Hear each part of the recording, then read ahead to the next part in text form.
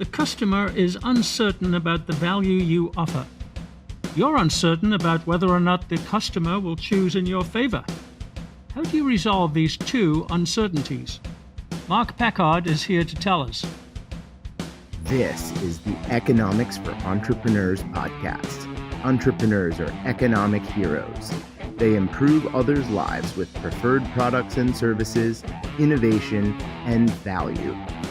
We offer you the knowledge and tools to make your entrepreneurial journey a successful one by building a beautiful business. Now, here's your host, Hunter Hastings. Hi, Hunter Hastings here.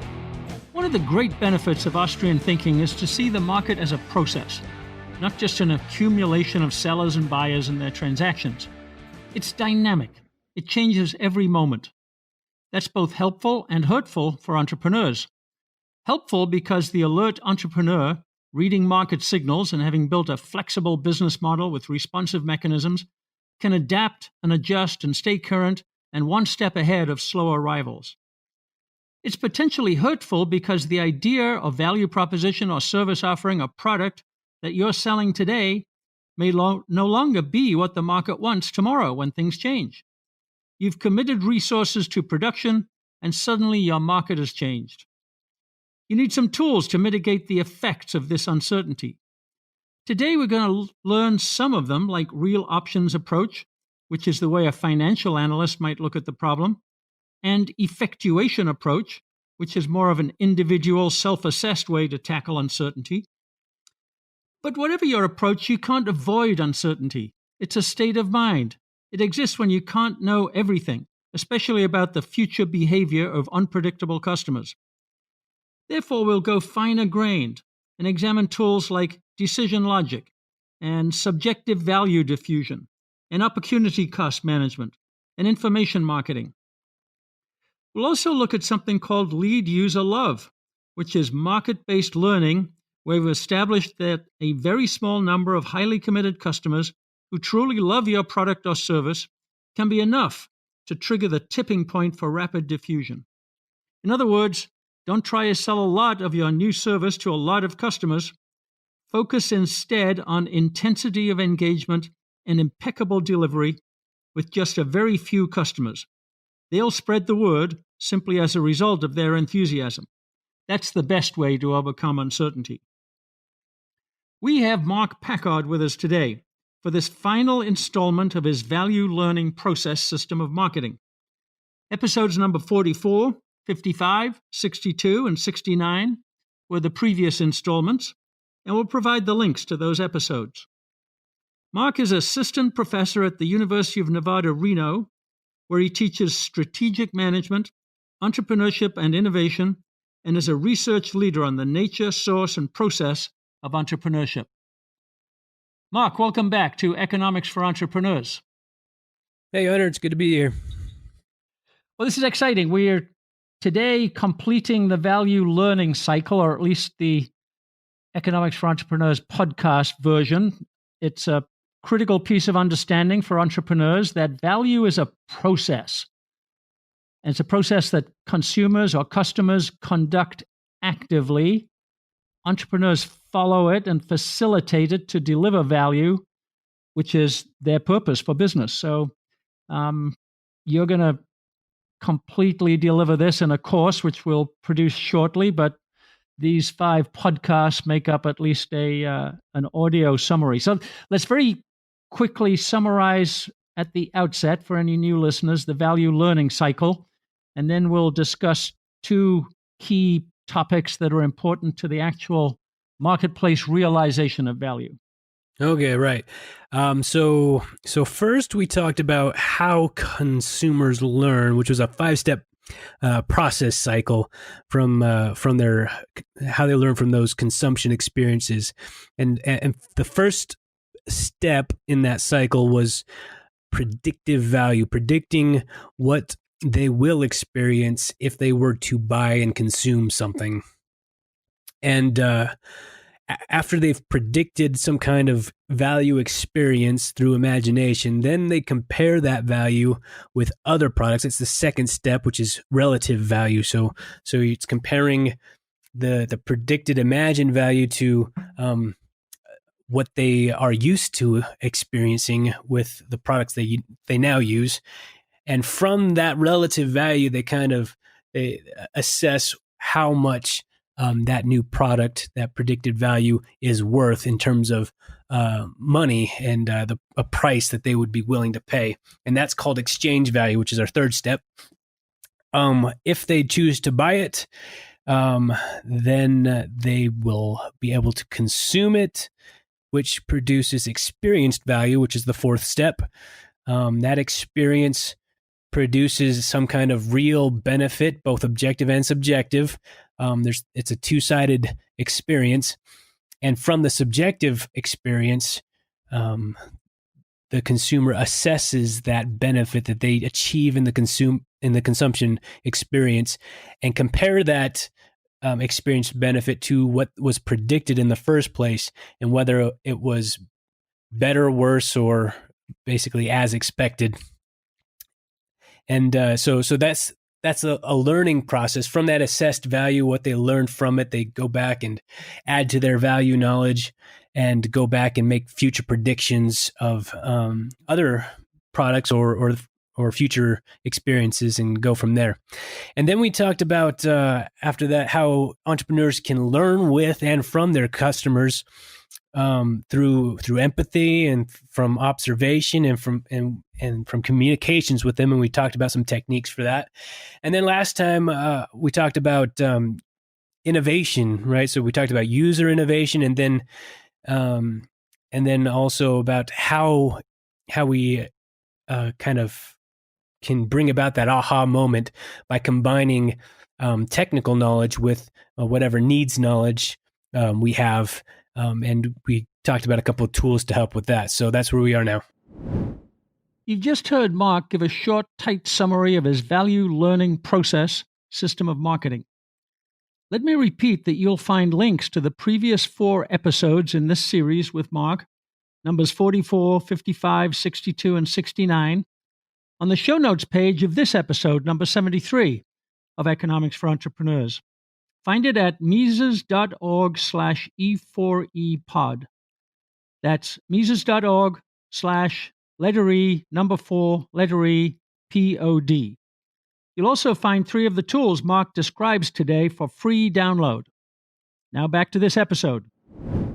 Great. That's a tight summary, Mark, of a ton of content. So thank you for that. But we try and cover some additional ground today, and we're going to be talking about uncertainty. It's one of the principles of Austrian economics. We've mentioned it from time to time, that the future is unpredictable because of uncertainty. And the entrepreneur operates in the future in the sense of they're trying to deliver value in the future by producing something today that the consumer will consume in the future.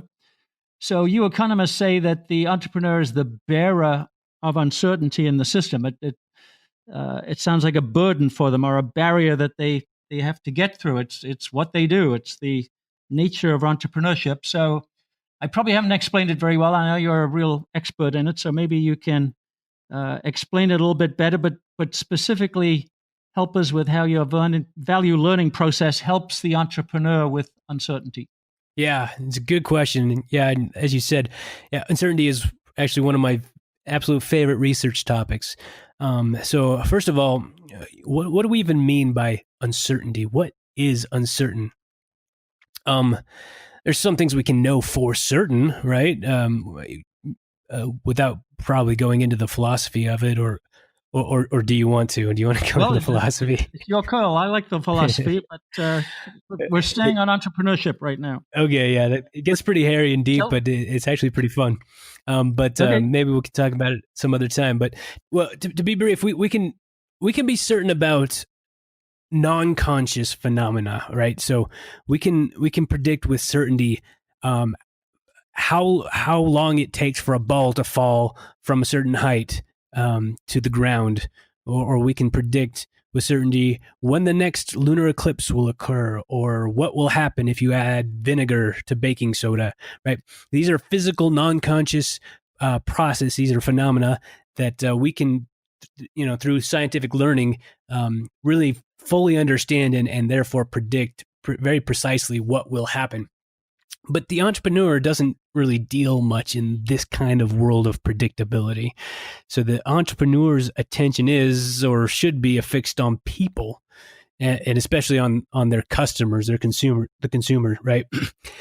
But people are inherently unpredictable, which isn't to say that we can't predict them, right? We predict people's behaviors all the time, and we're even right most of the time. But we can never be absolutely certain that we're right when we're predicting people, because people can always surprise us. Yeah, there's a famous Hans Hermann Hoppe paper on uncertainty where he says, I can pretty much predict how my wife will react to certain things that I say to her. So, yeah, I don't know. As a husband and as a parent, you still get surprised sometimes. You're like, wow, I didn't expect that. But so going back to our subjective value theory and the value learning cycle, so that value learning process gives us some key insights into what uncertainty consumers and entrepreneurs have to manage. And that's a key point. It's not just you, the entrepreneur, that's uncertain. Your customer is uncertain also. So the entrepreneur typically has to commit resources to productive activities before the consumer decides whether to buy it or not, right? So the entrepreneur is obviously uncertain, but your consumer is also uncertain about that expected value that your solution would provide, right? That's what the learning process explains, right? They will have to somehow mitigate or bear that uncertainty if they're going to actually choose to buy your product. So you, the entrepreneur, have to bear the uncertainty that the consumer may or may not want your product when all is said and done. And if they don't, if you fail, what have you lost, right? There's a huge risk to this potential that you're going to have to bear if you're going to pursue entrepreneurship. But if you do it smart, if you understand uncertainty and how it works and the whole process, you can really increase your chances of success and reduce your uncertainty and navigate the uncertainty a lot better to reduce that risk. Okay, so let's look at some of the strategies that entrepreneurs might apply in that guise, Mark, to reduce uncertainty, if that's the right terminology. Or kind of depends. Mitigate. Yeah. So there are several strategies that researchers have proposed already. I'll give you a couple of them. One good one is called real options theory. And essentially the idea here is just don't commit everything to a single idea or plan, but instead have contingency plans. Real options is what they call them, but contingency plans for if things don't go as planned. And that allows you to kind of cut smaller losses and to pivot more quickly when you find out you've made an error or made a bad prediction. And hopefully you can stay above water long enough to reach positive cash flow before all the money runs out while you're pivoting, right? So if you're wrong too many times, or if you're too slow to pivot, you're gone. So that's a portfolio strategy of innovation. You've got a number of real options, as you call them, and you're kind of figuring out which ones to emphasize in your portfolio. Right. Yeah. Yep. And yep. So another. Just one more question about that one, Mark. So should I have a bunch of contingency plans that assume that the idea I'm pursuing first is not right, and I'm going to have to pivot? Is that I should have many plans? Well, kind of. Yeah. I mean, you have to kind of plan for what you think is the right strategy, what you expect to happen, and but you gauging uncertainty in particular areas, you especially where you kind of feel is most likely to be wrong. You kind of have secondary options that you invest at least some small amount into to just in case that is the right prediction. And then if you do end up being wrong, then you already have a real option to pivot into that's already at least off the ground a little bit that you can kind of run with. And so, yeah, it's a diversification strategy, portfolio strategy, but it is still kind of a planning strategy where, what if all of your expectations are wrong? What if you kind of made a bad assumption in the first place? Then you're toast. Yeah.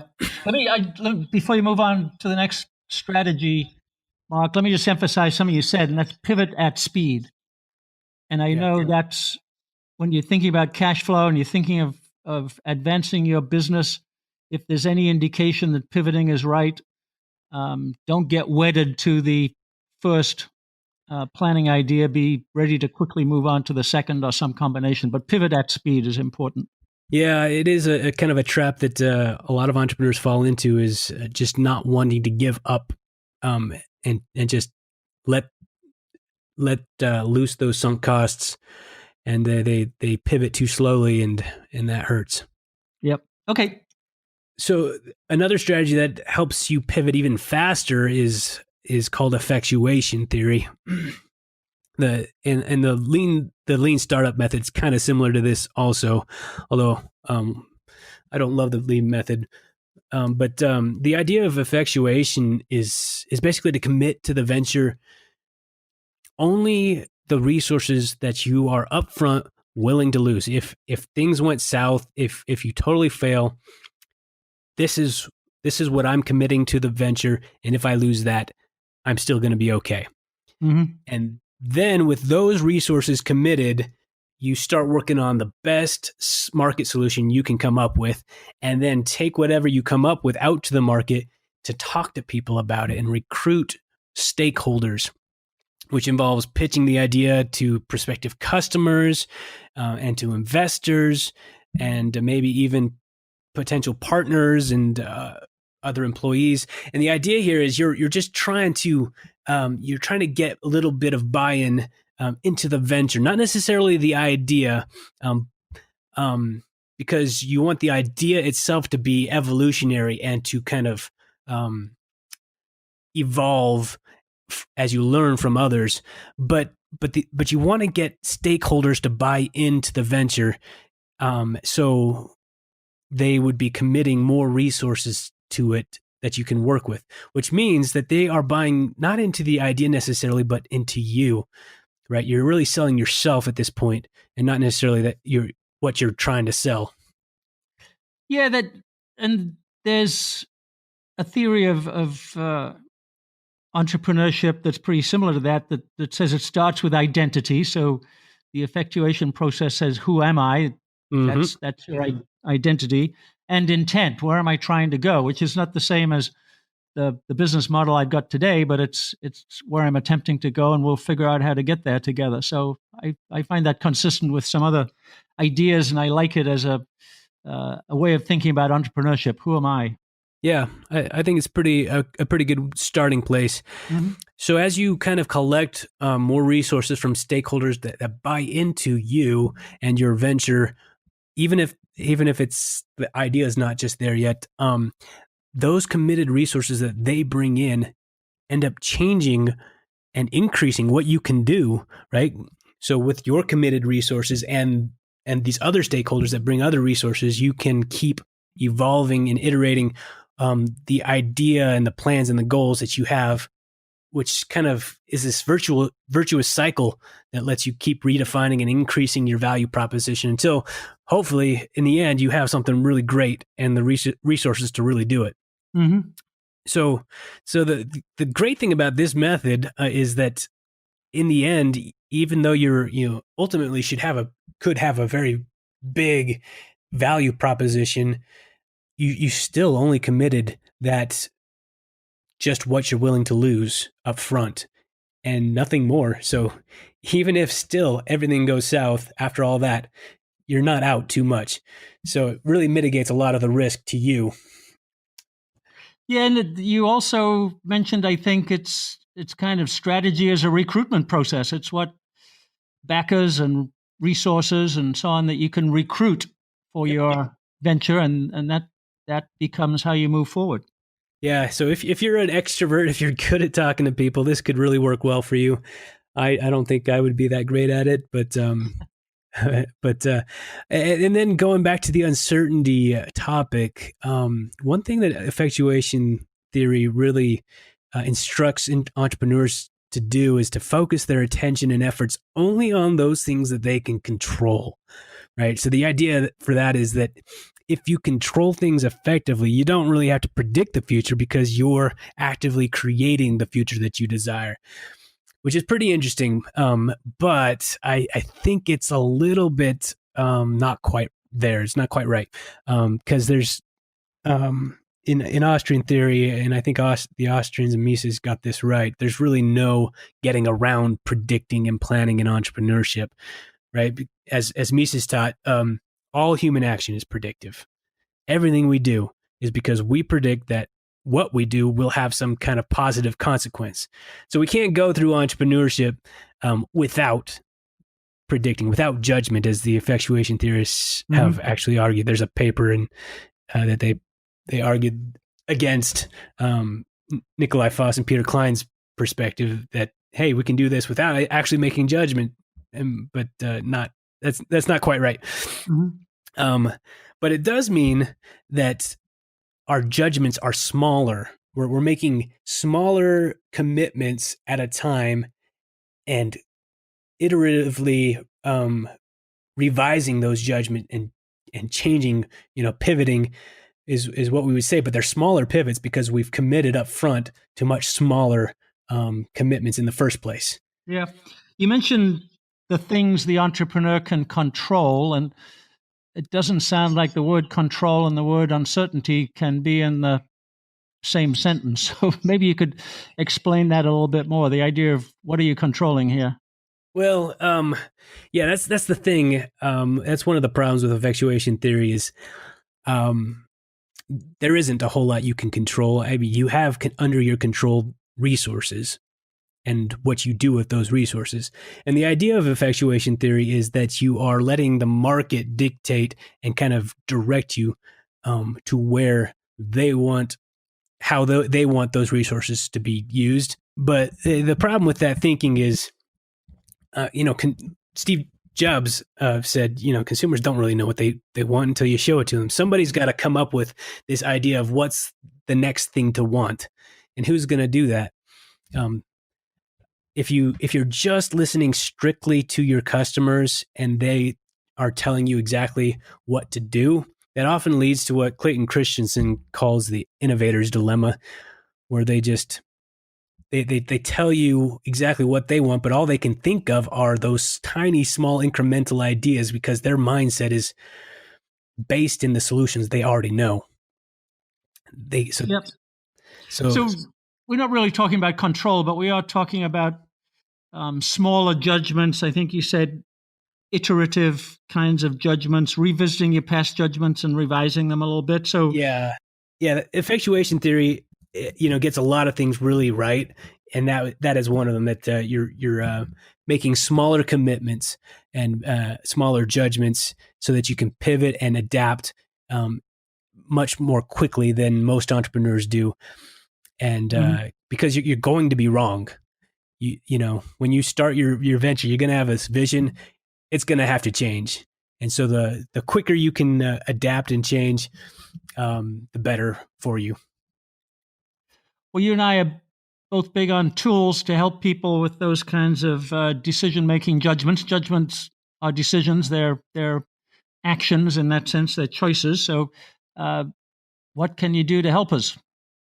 Yeah, so I just recently published a paper with a buddy of mine, Brent Clark, that discusses kind of our entrepreneur's choice in decision logic. And I'll explain what I mean by that in a second, but that's where this tool comes from. It's our decision logic tool. So the idea of this tool is to get you to see the possible decision paths that you can take and to offer some guidance on which paths are typically better for which types of judgments that you're going to be facing. So on your entrepreneurial journey, you're going to be faced with decision after decision, and they're going to be of different types. But some decisions are better done through this planning type of top-down decision process where you, the entrepreneur, will decide this is the way we're going to go, and that's that. Well, other decisions are actually better off done in an emergent style or bottom up, right? Where you don't commit to some idea, but instead just listen to what your investors, your customers in particular, and other people are saying, and the decision kind of emerges from the bottom up that way. So each of these types of decision strategies have different costs and advantages.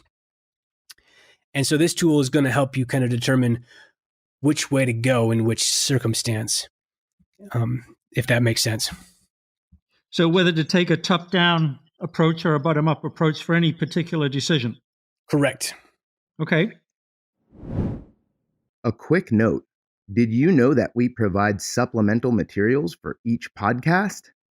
Listening to and understanding the key takeaways from our expert guests helps you think better about building a more beautiful business.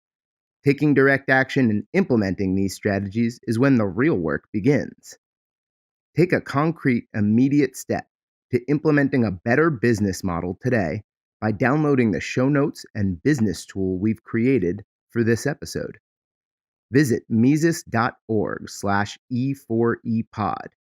That's MISES.org/E4EPOD and click on today's episode. Now, back to our interview.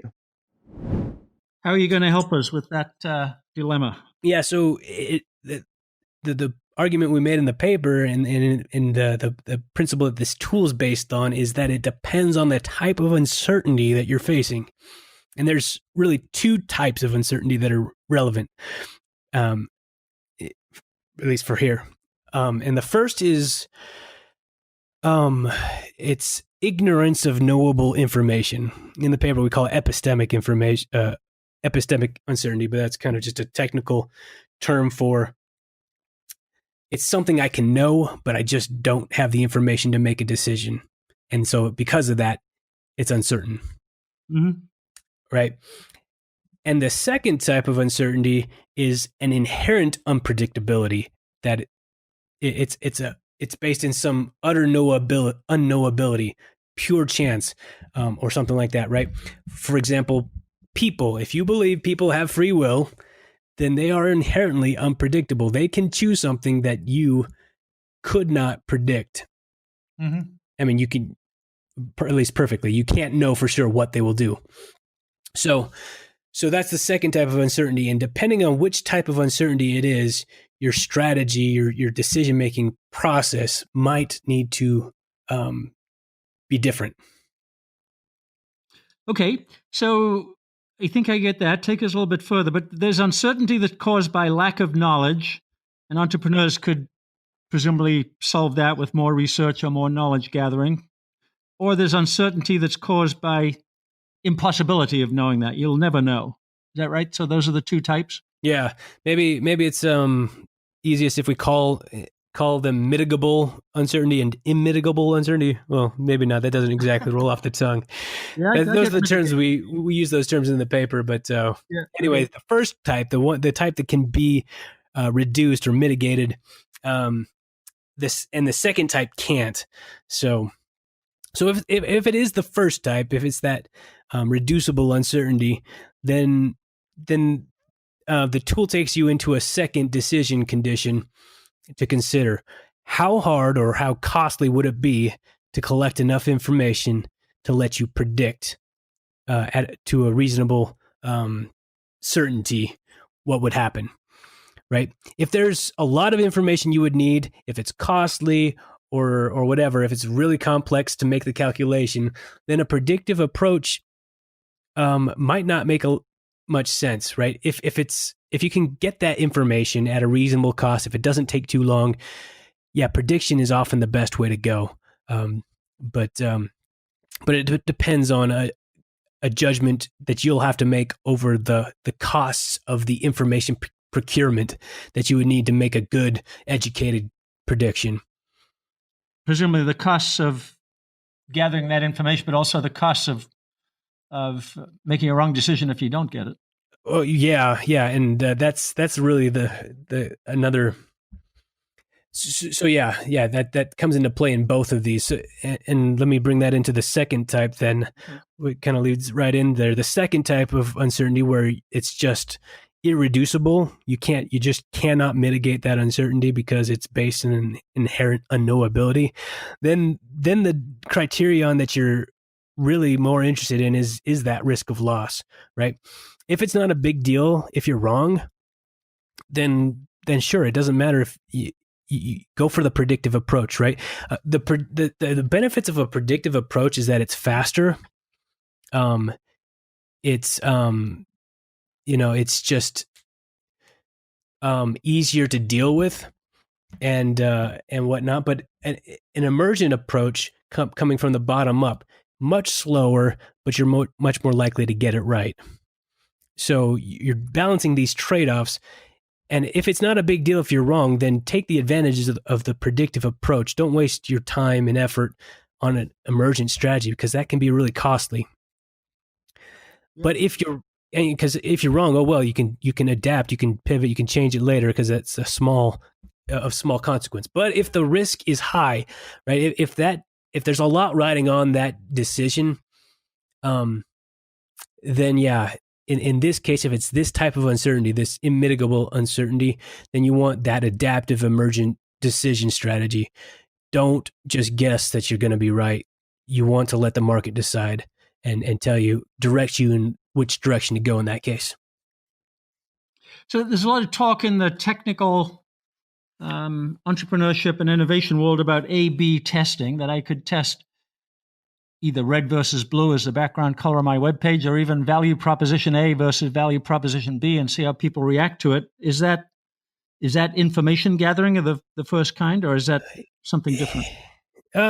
Kind of. I think I would probably put that into the real options approach because you're kind of committing to different options up front and just using a real options approach to decide which way to go. Okay. So you're investing in both types. And so that's a good way to actually kind of pitch a third strategy, which is that real options approach, which is kind of, if it's in between those two, whether it's top down or bottom up, a real options approach is kind of an in between, which might be apropos for certain types of decisions also. Okay. So your decision tool is going to be about to recognize the uncertainty that's caused by a lack of knowledge and uncertainty that's caused by unmitigable uncertainty, right? Yeah. So it is a problem that a lot of entrepreneurs suffer from in that they want to just make decisions and move on. I don't know if that's a personality thing or just kind of that's what they think they have to do, but not all decisions need to be made and committed to up front. You can use emergent strategies when the stakes are high. So kind of start moving in a direction, but talk to a lot of people and get feedback really fast before you commit too much resources and adapt really quickly that way. Okay. So how about when I'm in the marketplace? I've got the offer. I'm taking it to market. I'm trying to get to the point on your value learning curve where the customer's actually experiencing it, but I've got a few steps to go through before I get there. How do I get them to the experience at least? Yeah, so you're kind of talking about the process of the innovation diffusion process and the factors that kind of determine whether you're a new venture or a new product diffuses out into the market to customers or not, whether it fails and falls into the chasm, as they say. Mm-hmm. So once again, in this case, the Austrian perspective is much better on this than the classical models, which shouldn't surprise you, but let me explain why. The traditional diffusion model is called a contagion model, which, might not sound super happy at this point in time. Right. But basically, a new innovation diffuses to the rest of the market via communication processes, like a virus, like the COVID. Mhm.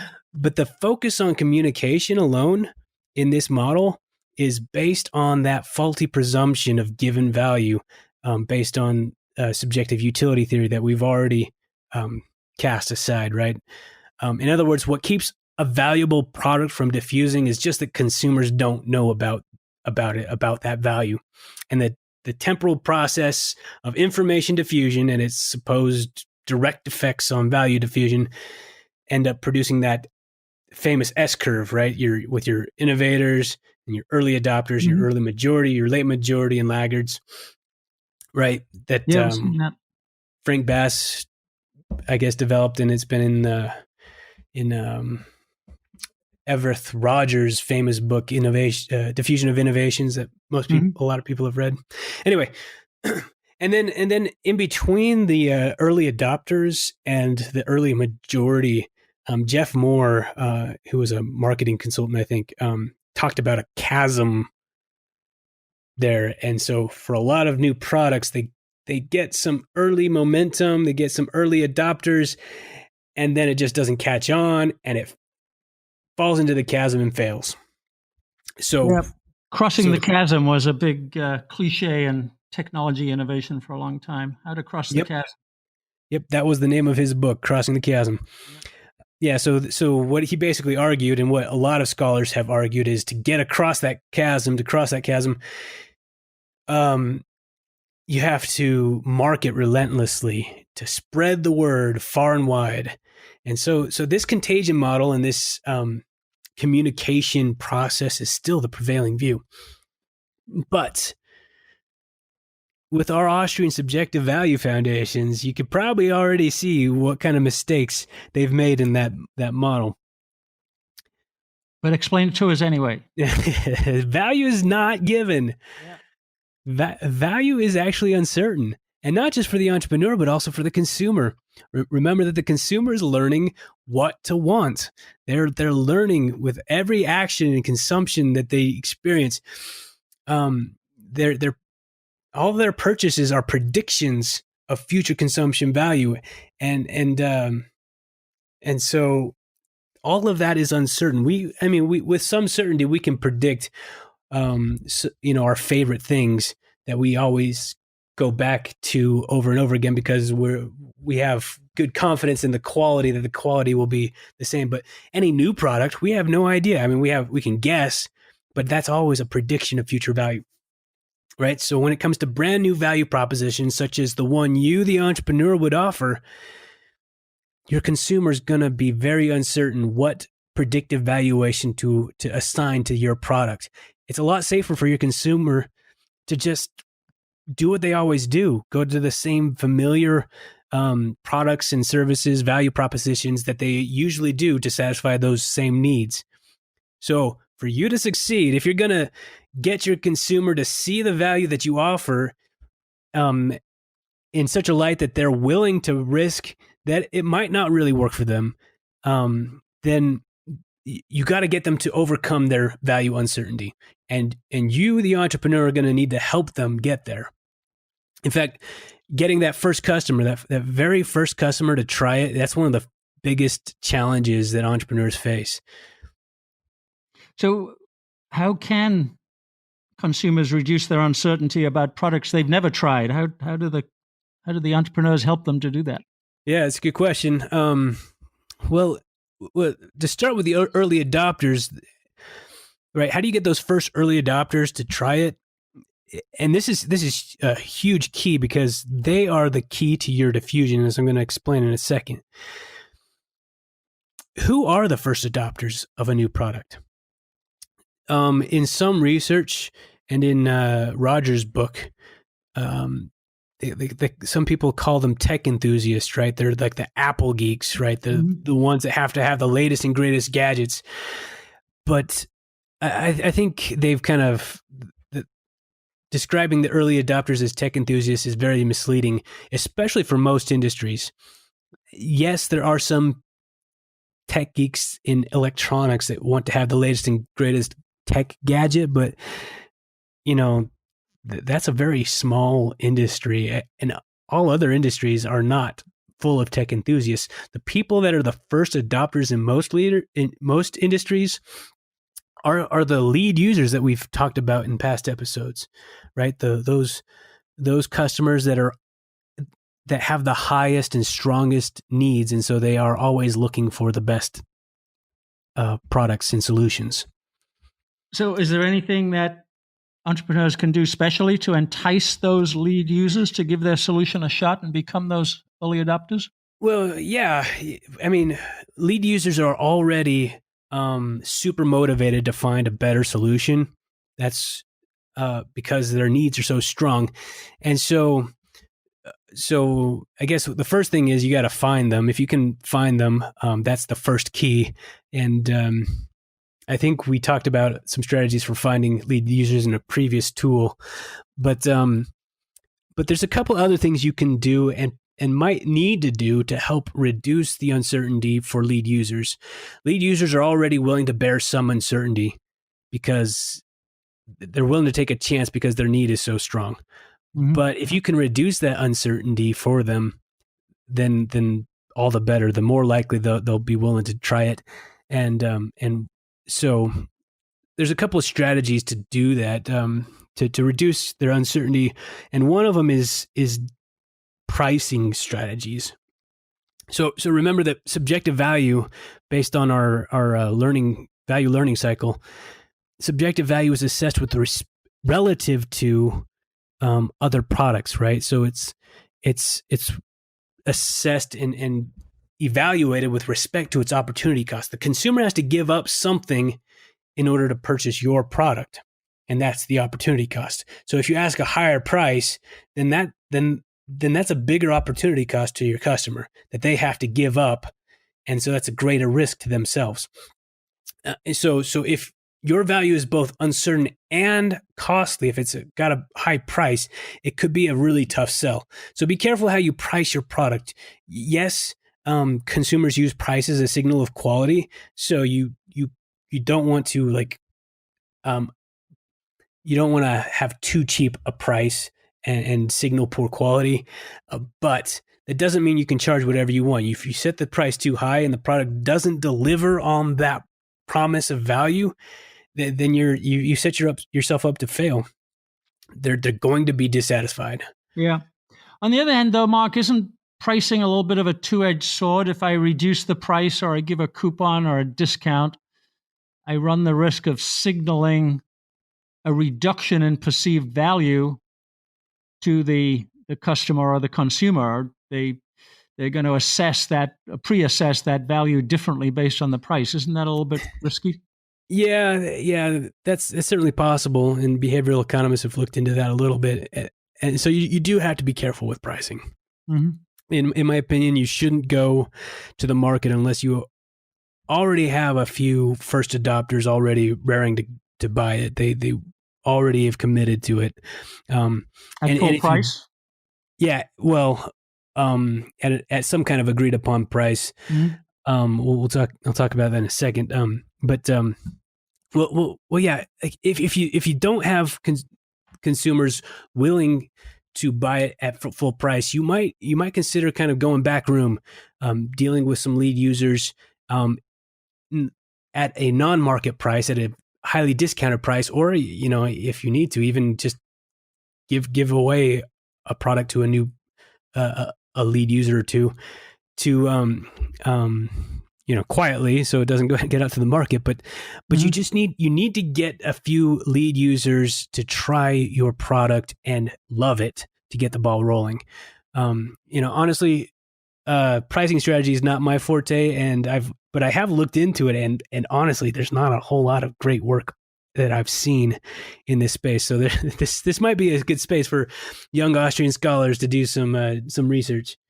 Yeah, good. I can think of the fashion or cosmetics industry where you can give away products and you're trying to get people to use them in a way that's visible. So if I see some celebrity wearing that dress or that jacket, then I might react positively. That's kind of a lead user strategy, maybe. Huh? Exactly right. So in fashion, who are the lead users? Well, they're the celebrities that people look to for fashion, right? But in other industries, then it's the lead users are gonna have a kind of a different quality to them. But back to the earlier question, how to reduce uncertainty for lead users. There's a second way you can. There's a couple, I guess, other ways to reduce their uncertainty, and that's based in information, giving them information. And this is really a key to effective entrepreneurial marketing, right? So building a brand, which I know you've kind of harped on, is super important. But brands' power is primarily in reducing unfamiliarity, but it can't reduce early value uncertainty. It can't reduce the lead users' uncertainty because you don't have a brand yet. You can't build a brand that no one has tried. So at this stage of your entrepreneurial journey, your marketing has to be all about information. What is it about your product that's better than what's already out there? How does it work? Why does it work? What are the benefits your customer is going to get from it? So these are the questions your prospective customer is asking themselves. So make it easy on them. Give them the answers right up front, and they're going to be more likely to at least give it a try. Yep. You're right about brands, and we love brands at Economics for Entrepreneurs. They're information shortcuts. But let me suggest this. I'm in the detergent business, and I want to demonstrate to you my new product washes whiter. I can do a side-by-side comparison. Here's the wash with my old detergent, and here's the wash with the new detergent. The new one is clearly whiter. I can do a side-by-side test. I can do that on TV or visually on the web. Aren't I reducing value uncertainty by doing that because I've demonstrated the efficacy? Yeah. So a few other ways you can reduce uncertainty include demos, free trials, or samples, stuff like that.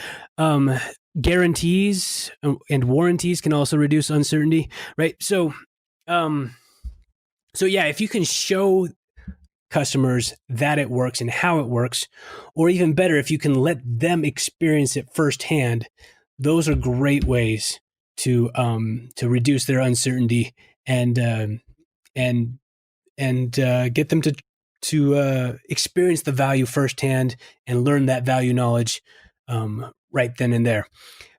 But I should add a little something, a little catch to that.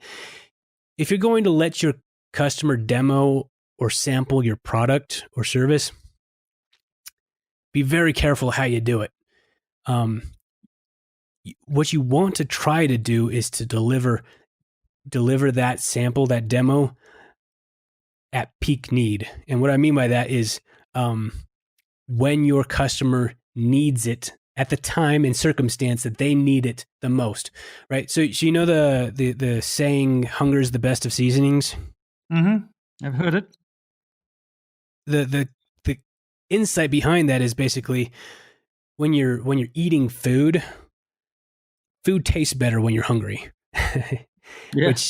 Which is kind of obvious, but I mean, if you give someone a food sample right after they've eaten and they are full, they're just not going to have the same pleasurable experience that they would if they were super hungry, right? So, and that this same principle applies to any industry, any need satisfaction. You want them to be at maximum, at peak need, to feel the need the strongest when you give that demo, when you provide that sample or trial, so that they can get the full value experience, and that's going to matter a lot. So the free food samples at the end of the Costco aisles are not necessarily doing their intended job if they're not at peak hunger, right? Not necessarily. I mean, I don't know if it's been studied, but I'll bet you $1 that Costco gets a whole lot more sales of those sample items right before lunch or dinner time than right after. Yeah, that's the idea. Yes. So once lead users have given your product a try, other consumers will then have a fourth source of uncertainty reduction, which is probably the most important, which is word of mouth, Mm-hmm. right? This is where you start to build a brand, right? Because consumers are going to observe others using the product. They're going to read the reviews. They're going to pay attention to brand loyalty. And so going back to that crossing the chasm idea, the real key to getting across that chasm, it's not information, it's not relentless marketing like they say, right? The real key to it is getting your early adopters to love your product. So that's the key to uncertainty reduction. That's the way to reduce consumers' uncertainty, and is really, in my opinion, probably the most important key to your success. You have to get those who need it the most, your lead users, to love it enough to tell others how great it is. Yeah, and there's going to be trust in that, Mark, right? So somebody comes to me and says, have you tried this latest gadget? It's absolutely fabulous, does this, that, and the other. And I've got to trust that person as somebody that I know is a first adopter or lead user, and I can trust the information they're giving me, correct? Right. So yeah, of course, you as an entrepreneur, you're going to say it's the best product you've ever tried because it's yours, right? Mm-hmm. And people aren't going to listen to you the same way they'll listen to lead users that actually need that product and they know it. That's why we listen to testimonials of people that we trust and stuff like that, right? Why we listen to our friends and family sometimes about movies and stuff like that, right? Because it's an opinion that is not tainted by ulterior motives, I guess. Mm-hmm. So those are the people you need to get. You need to get people that don't have ulterior motives to love your product. Yep. Good. Okay. That's direct advice. We can try to follow that. So before we move on, I just want to say a quick word about that lean startup method that I mentioned earlier. This is exactly why I don't love lean startup. If you're familiar with lean startup, it basically says start with a bare bones prototype, your minimum viable product, and sell it. And based on the market feedback you get from your early users, you'll be able to add features and improve it over time with that early revenue until you end up with a really great product in the end. And I get why that's kind of nice, because you get to kind of, like effectuation theory, you get to minimize your early risk. But I think it's a horrible idea to sell to your lead users a bare bones minimum viable product, because you're giving them kind of one of the weakest potential value propositions you could offer them, and they're the ones you have to sell the hardest, that have to love it the most.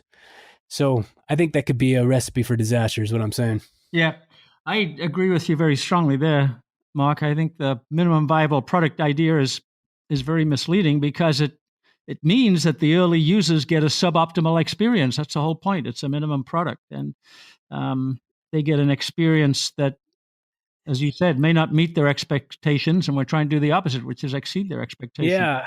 I mean, it's okay to let your lead users maybe try an early prototype for free, but I really don't like the idea of selling those early prototypes and costing your lead users at a huge risk of them, just not loving that early version, that prototype. Right? You never win long term by milking your customers. Your customers should always feel like they're milking you. Yep, you're absolutely right. And so to wrap, I guess, up this basic concept of uncertainty reduction, I think we've got one more tool for this value learning course that, and we're calling that one the opportunity cost assessment tool, which the idea behind this tool is to help you, the entrepreneur, ask the right questions in order to determine whether your product, whatever it is well positioned for your target market. So it leads you down a question path that'll help you determine whether your product is a better deal to your customers than what we call the marginal opportunity cost they would be giving up. By marginal opportunity cost, right? So, what are they giving up for that if they buy your product? Which isn't necessarily what you would think it is, the alternative product, because they could still buy that if they don't like yours. But because they're out that money, it's the least valuable thing that they would get. Anyway, this tool can't really do the impossible. It can't tell you whether you're going to succeed or not, but I mean, the tool's accuracy is only as good as your own, how honest you are with yourself. So do be honest with yourself. Assess your project critically and as objectively as you can, keeping in mind that you're going to love your idea more than anyone else will because it's yours, and try to see it through an empathic light from the mindset of your customer. And but the tool will help you see the real costs to your customer and help you set more realistic expectations. And it'll help you see, your marginal benefit to your customer. And if it's too small, if the cost to benefit ratio just isn't there, then you should probably go back through the tool sets we've provided to try to improve it. And keep in mind that cost to benefit ratio has to be orders of magnitude bigger than what already exists if they're going to really be able to get past that uncertainty barrier. Yeah. That's another time when we got to think like the customer, not like the entrepreneur, right, Mark? I've got to put myself in the customer's point of view to do that cost benefit analysis, which isn't easy, really. Yeah. But yeah, some of the tools we've given in this and will be giving in this course will help you kind of at least give you some strategies and tools to do that better. Yeah, and I'll just remind people of a benchmark that Kurt Carlson gave us, and you and I have talked about it in the past, Mark, that when you're thinking of that benefit versus costs, you've also got to think of the magnitude. You mentioned that, and Kurt said at least 2x better and ideally 10x better, which sounds super challenging, but it really highlights how accurate you got to be, or how great you got to be on being better than the opportunity cost. Yeah, I think that's absolutely right. Good. Okay, Mark. Well, we've used up a lot of time today, and we've also completed our 5 episodes. So let's wrap up there. Thanks for taking us through the value learning process from end to end, and thanks for all the tools, which we'll sample on the website, and soon we'll be able to provide them as part of your online course. Yeah, I'm looking forward to filming those the course and doing that. It's going to be a lot of fun. Good. So let me say to everybody that we'll package up this series of podcasts on subjective value and the value learning process. It's very central, obviously, to how we think about entrepreneurship. It helps you leverage a better understanding of what value is into better chances of success. So we hope you find it useful. We'd love to hear any feedback, either of your experience or your questions. We'll put all this content into the website, and then Mark's recording of his course has been postponed by the COVID-19 crisis, but we hope to get it over with soon, in a couple of months at least. And you can register for that course in advance. It's at e4epod.com/Packard. So the letter E, the number 4, the letter E, pod.com/PACKARD. So we look forward to your comments. We look forward to hearing about your experience with the tools. And we'll say thank you again to Mark. Thank you for all of the time you've devoted to us. It's been my pleasure. Economics for Entrepreneurs is a production of the Mises Institute. To explore more content like this, visit Mises.org. That's MISES.org. For more from Hunter Hastings, check out hunterhastings.com.